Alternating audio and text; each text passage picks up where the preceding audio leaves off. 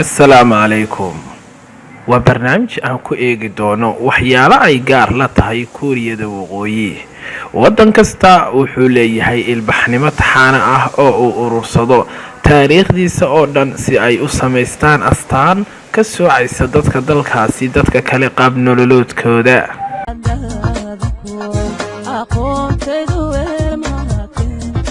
waxaynu dib u eegaynaa waxyaabo aan caadi ahayn oo kuuriyada waqooyi gaar kala tahay caalamka intiisa kale.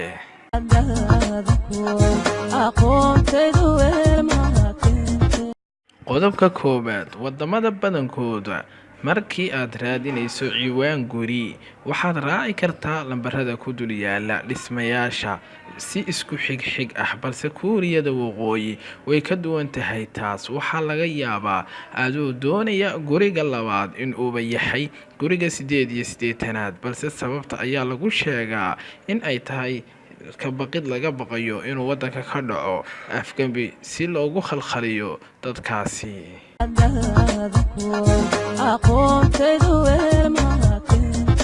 qodobka labaad, macalimiinta ma isticmaalaan qalinka guduudan ama casaanka, kumana sixi karaan waraaqaha ardayda.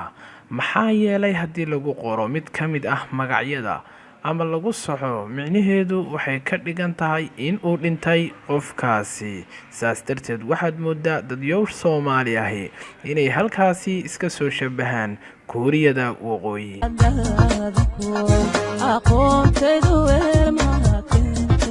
qodobka saddexaad, dadka reer kuuriyaanka ahi ma isticmaalaan mindiyaha. haddii ay googoosanayaan ama jarjaranayaan waxay isticmaalaan maqas. waxyaalaha la yaab kale aad ku arkayso haddaad u dalxiis tagto waqooyiga kuuriya waxaa ka mid ah in haddii aad hoteel ka dalbato cunto lagu soo hordhigayo ama qofka kuu shaqaynaya maqas kuugu jarjarayo. taasina waa waxyaalaha ay kaga duwan tahay caalamka.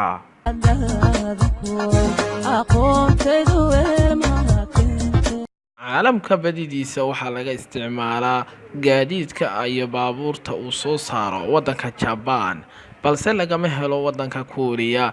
gawaadhi ay samayso Japan lagumana isticmaalo, kumana arkaysid intaad dhex mariso wadooyinka wadankaasi wax baabuur Japan uu sameeyo.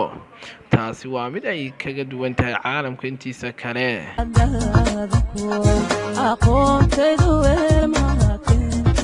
waxaa loogu yeedho ciid al-xubbi ama maalinta jacaylka adduunka marka laga xusayo wadanka kuuriyada waqooyi. haweenku waxay hadiyado, ubaxyo iyo shukulaatooyin siiyaan ragga, taas oo aad moodo inuu caalamka intiisa kale daba marsan yahay, oo raggu ay ubaxyada guddoonsiiyaan dumarka, xagga dumarka ay iyagu guddoonsiinayaan ragga kuuriyada waqooyi.